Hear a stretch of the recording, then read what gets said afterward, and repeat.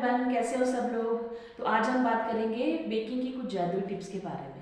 ठीक है, तो जो बिगनर्स हैं जो केक मेकिंग सीख रहे हैं उनके लिए काफ़ी हेल्पफुल हो सकती है। अगर आपको ये टिप्स अच्छी लगती हैं तो आप मुझे मैसेज में लाइक का मैसेज लिख सकते हैं। तो आज हम सबसे पहले देखेंगे कि हमें स्पंज को किस तरह से स्टोर करना है। ठीक है, तो मेरे पास यहाँ पे बेक करा हुआ स्पंज है जो ऑलरेडी मैंने ठंडा कर चुकी हूँ।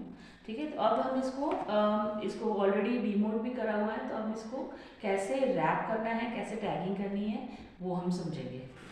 तो स्पंज को रैप करने के लिए सबसे पहले हमें चाहिए क्लीन रैप। तो क्लीन रैप को हमें इस तरह से टेबल पे रख देना है। ठीक है, रखने के बाद जो आपका स्पंज है उसको अपसाइड डाउन रखना है इस तरह से।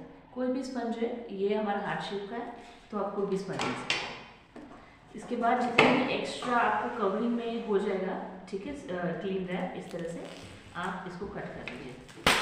कट करने के बाद आप इसको इस तरह से कवर अप कर दीजिए। ठीक है, साइड सारी कवर होनी चाहिए जिससे कि थोड़ा सा भी अंदर एयर एंटर नहीं होता है।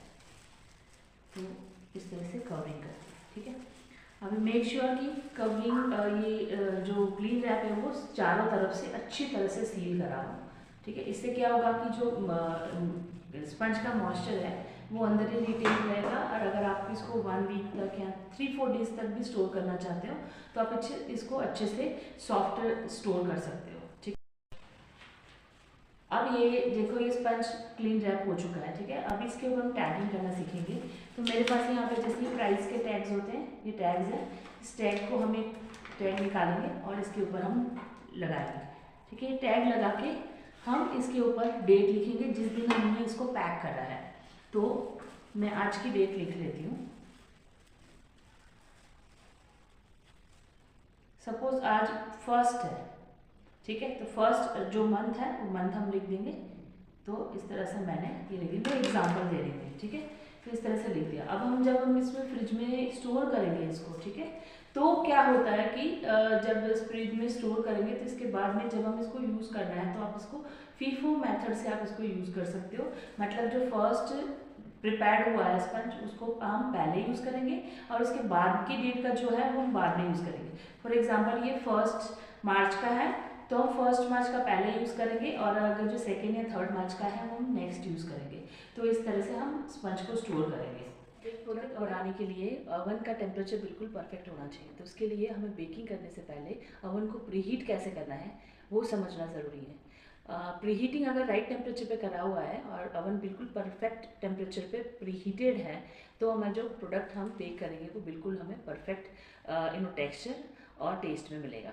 चलो सीखते हैं कि अवन को प्रीहीट कैसे करते हैं। कोई भी प्रोडक्ट को बेक करने के लिए हमें नीचे की हीट और ऊपर की हीट दोनों चाहिए। और अगर इसके साथ में फ़ैन का ऑप्शन है आपके अवन में तो हमें वो भी चाहिए।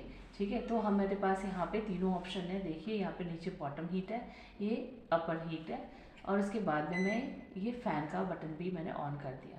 इसके बाद हमें क्या करना है कि हमें जिस टेम्परेचर पे प्रोडक्ट को बेक करना है, फॉर एग्जांपल स्पंज बेक कर रहे हैं तो 165 चाहिए। तो 165 करने के लिए हमें इसको डिक्रीज़ करना है। तो इस अवन का मैक्सिमम टेम्परेचर 220 था, इससे डिक्रीज़ करके हमने इसको 165 पे कर दिया लॉक। ठीक है, फिर नेक्स्ट हमें चाहिए इसका प्रीहीटिंग के लिए टाइमर।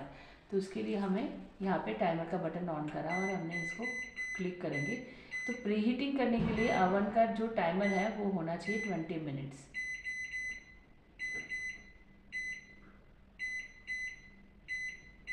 ठीक है, तो ये आपको ये रिमेंबर रखना है, both side heat and fan 20 minutes for preheating and 165 is the